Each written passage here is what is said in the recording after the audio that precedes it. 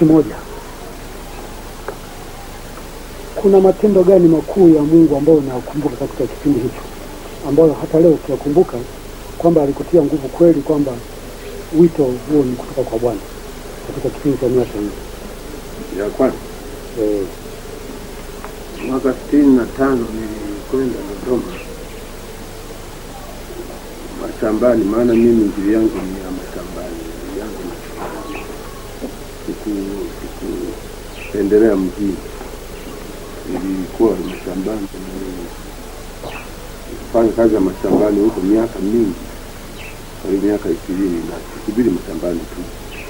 Kwa hiyo nilienda Irindi, sehemu inaitwa Irindi, Mindemo, wapi, Majandege kule Irindi. Wagogo wenzangu walijaa sana kwenye kanisa lile, kanisa ya Matembe, Kipofu, Wete, wagonjwa mbalimbali waliopooza. Na siku ile Bwana alikuwepo. Nimelia. Siku ile nilikuwa sina afya, ajili ya konda. Mimi sikupenda kuomba. Kwa tu kwamba kama ni Mungu basi atamsaidia. Na hali za wagogo mnavyojua sio ya leo, ya zamani ilikuwa ni kitisho. Kwa hiyo tulipoingia kanisani watu wamejaa wagonjwa mbalimbali, na Bwana alishuka kwa nguvu kama mtetemeko fulani. Sasa nilikuwa nimesikia nguzo ya kanisa, kumbe nimeishika sijui vibaya, sijui vipi, ikamomonyoka pale.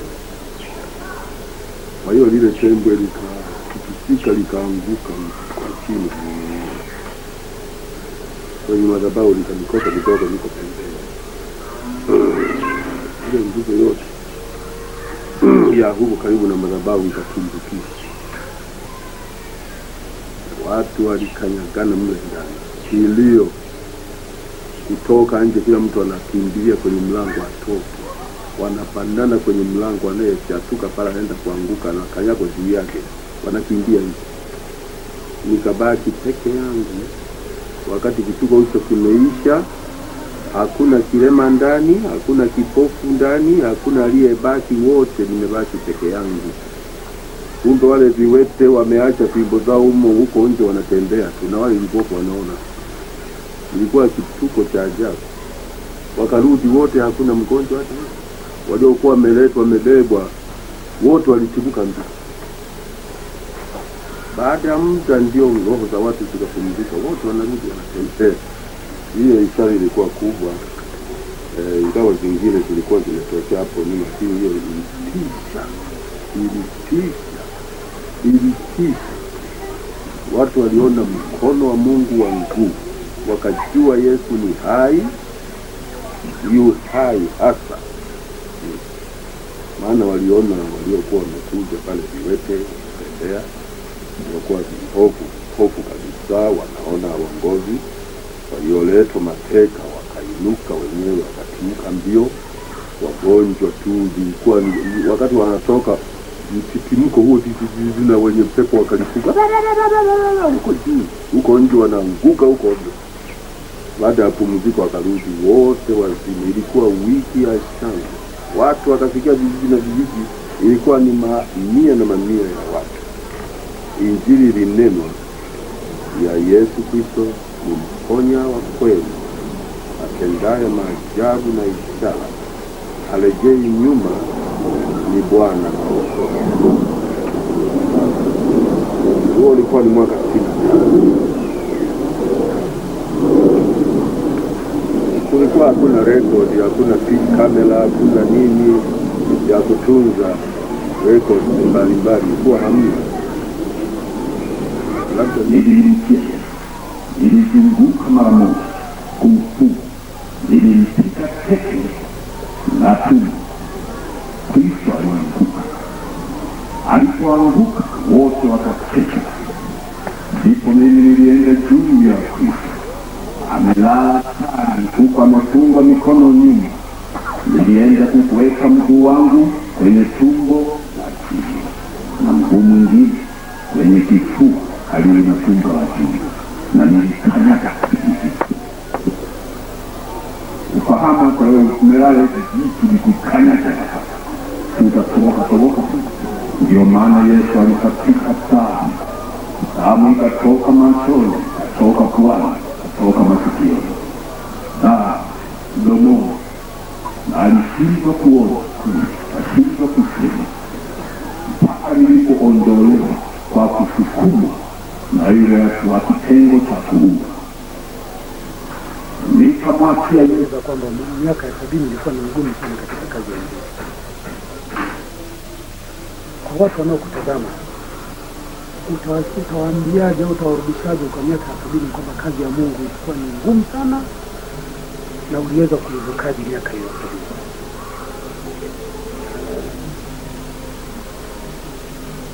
Sijui nielezeje, lakini ugumu wa kazi ya Injili ulikuwa kwa sababu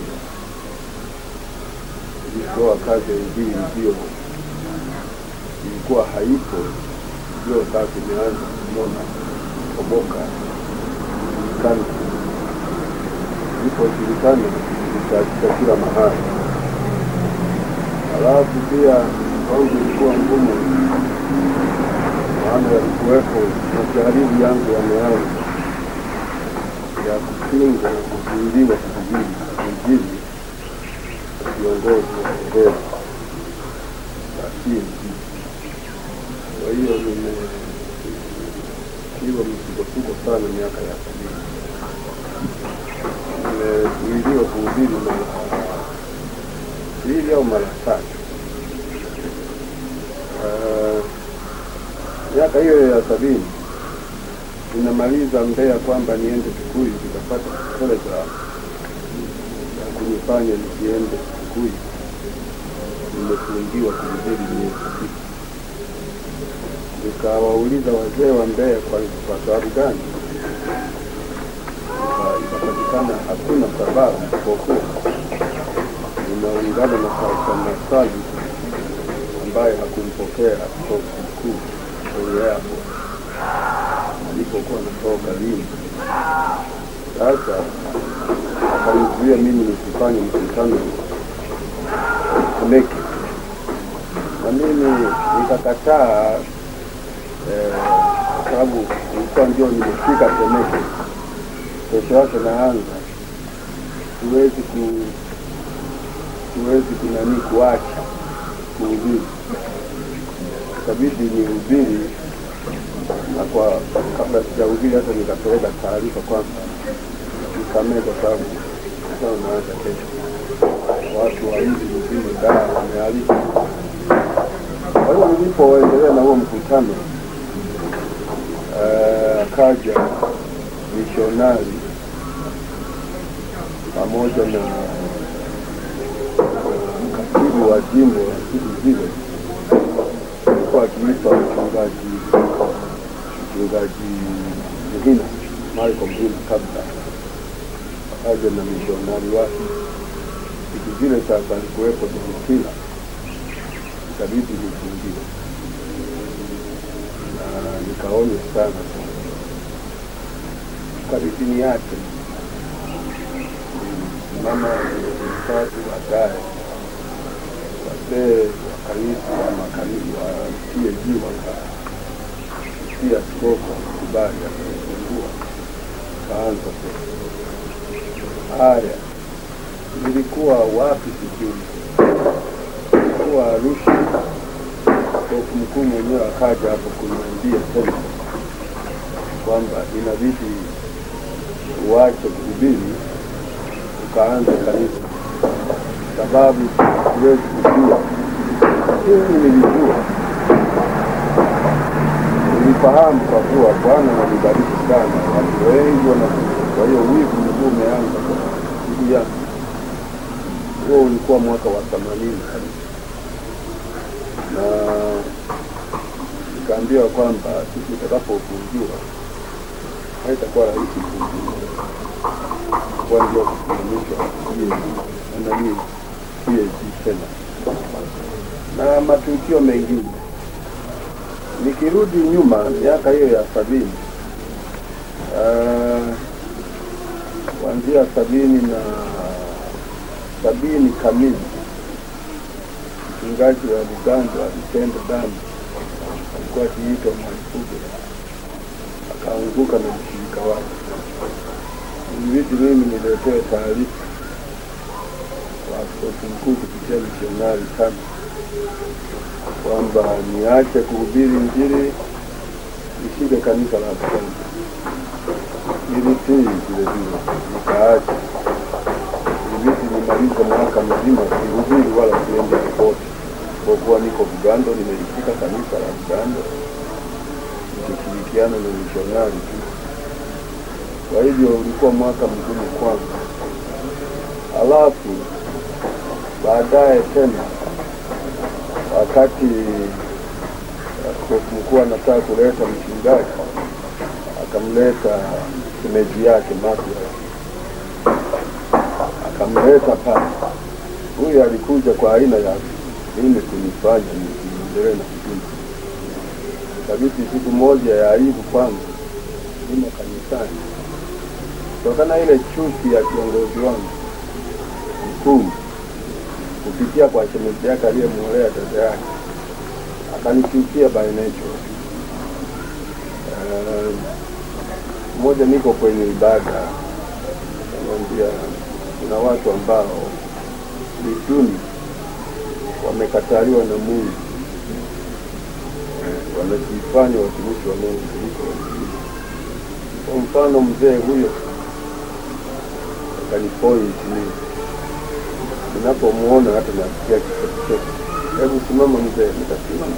Nilikuwa nyuma ya kanisa, kabidi niambiwe kama ulivyosimama hivi, geuka nyuma uondoke. Nikaondoka, nikafukuzwa. Hata hivyo sikuvunjika moyo, nilirudi tu kanisani kwa sababu niliona mioyo ya wengi imeumia.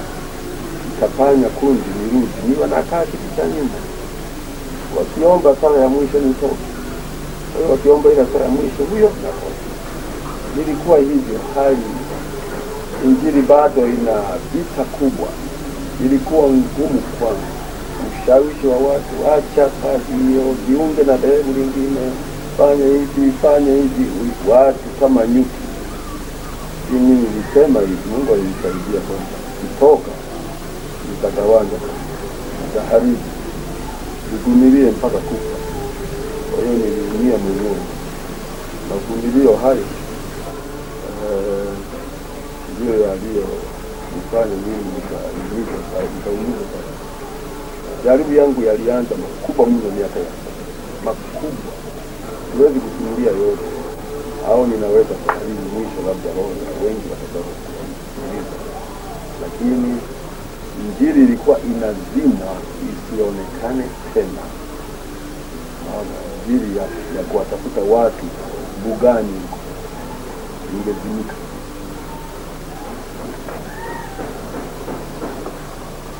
Ukiangalia kwamba umeeleza kwa machungu mazito jinsi gani ambavyo ulipambana au ulikuwa ukizuiliwa kufanya kazi ya Mungu na hata kufedheshwa kanisani, unapenda kutuambia kwamba kwa kipindi hicho ulikuwa katika hali gani? Je, ulijisikia Mungu yuko karibu na wewe au uliona kama vile Mungu amekuacha? Je, hukujutia kwamba labda wito wangu haukuwa wito wa Mungu kweli? Simika mwenyewe kwa imani, nikikumbuka Bwana alivyoniita kwa sauti yake mwenyewe mwaka 46, na jinsi alivyonitokea mara nyingi hata kabla sijaanza kazi miaka ya 50 na mwanzo wa miaka ya 60. Sikujutia kwamba Bwana hayuko nami. Nilijua ndivyo mtumishi wa Mungu ayapitie haya. Ukijumulisha Elia, mwisho ilibidi atoroke nchi yake mwenyewe, maana anatafutwa na visu na mikuki na mishale auawe, mpaka mwisho mfalme wa nchi akaingilia kumuua Elia, bali na wale watu wenyewe na wale makuhani wenyewe walimtupa nje Elia, na Elia akakimbia. Mwisho imani ya uvumilivu ikaisha, akalala katika mretemu. Mungu akamletea chakula mara 2 hivi, na akakimbia kwa siku 40 akitembea, na kula anakoelekea Bwana akasema naye, ikabidi arudi tena na kumalizia siku zake kwa kumfundisha Elisha uvumilivu. Elia asingevumilia miaka yote, injili katika Israeli ingekuwa adhibu. Kwa hiyo nilijua Mungu yu nami, kwa sababu shetani yupo, na kazi ambayo haihudhuriwi na shetani sio ya Mungu. Biblia inasema mahali wana wa Mungu walikuwepo, shetani alijihudhurisha pale. Na kazi isiyo na upinzani wa shetani sio kazi ya Mungu. Kwa hiyo nilivumilia nikijua hii ndio kazi ya Mungu. Nivumilie mpaka kufa. Biblia inasema hivyo, kuvumilia mpaka mwisho wa maisha. Kwa hiyo nilivumilia ili kwamba wenzangu pia wanaojisikia kuhubiri baadaye waje wavumilie hivyo. Tukiangalia kwamba umeeleza chanzo cha kufungiwa, imeonyesha ni jinsi gani ambavyo kiongozi aliyekuwa kiongozi wako mkuu alihitaji kuinuliwa kibinadamu. Sasa basi, pamoja na yote haya, kipindi ambacho umekuwa ukihubiri au ukifanya kazi ya Mungu, je, ulikuwa na kamati yote ya injili au ulikuwa na kuhubiri peke yako bila msaada wa aina yoyote, au kulikuwa na watu wafadhili kutoka nje ambao walikutia moyo au vinginevyo? Labda pale wafahamishe watazamaji ili waelewe kwamba kazi ya injili kipindi hicho ilikuwa vipi. Siku zile kiongozi wangu mkuu ilikuwa lazima aheshimiwe, apewe sifa na kupewa heshima yake, na ndivyo nilivyofanya kwa miaka mingi. Hapo aliingilia huduma yangu, nilivumilia bila kashifa au kufanya kwa makusudi. Akisema acha, ninaacha. Haya, ninakufungua, naendelea. Sina kinyongo, sikuwa na kinyongo kabisa kwamba ulinizuia basi sitaki najiunga na kwingine. Hapana, niliendelea na kufungia mara nyingi tu, sio mara 3 4. Akisema na kufungia, ninafungiwa na tii, ninavumilia. Watu wanaona, wala sikusimama madhabahuni kumhubiri. Amna, watu wenyewe waliona tu, na watu wenyewe ni shahidi. Sija wala sijitakii heshima wala sifa ya haki, la nikusema sifa mbaya juu yake kwenye madhabahu kamwe. Alafu injili hii sikuwa na mfadhili, nimeanza peke yangu kama nilivyoitwa. Wakati wa dhiki ya miaka ya 60 nilisikia mwisho wangu, kabidi nitamani nife, nikajitafutia njia ya kufa. Baadaye nikaanza kufikia ushawishi wa watu, nitake msaada bwana kutoka Marekani. Osborne yupo, Robert yupo, Kim Higgins na wengine. Basi ilibidi nichukue anwani ya Osborne, nikamwandikia kujieleza tabu yangu, maskini wangu, dhiki zangu. Nikamwelezea, nikaomba msaada wa pesa, msaada wa ili niende, maana zile miaka 60 nilienda kwa miguu. Labda mtu anihurumia nisajilishe au anipe shilingi 2 au 3 kanisaidia kwa safari. Basi ilikuwa hivyo. Osborne akanijibu nilipomwomba msaada, akasema, Moses Kulola, nitakupa msaada, isipokuwa nataka kutoa neno hili kwako liwe fundisho. Kama ukipenda fuata, usipopenda mimi nitakutumia msaada. Uhubiri injili nchini mwako, wafundishe watu wako kutoa. Watu wako watapeleka injili kwa njia ya mali zao. Baraka zote za Mungu na utukufu wa Mungu utabaki nchini Tanzania. Maana wanaotoa kuipeleka injili wamo humo. Ona Amerika imebarikiwa kwa sababu wahubiri wake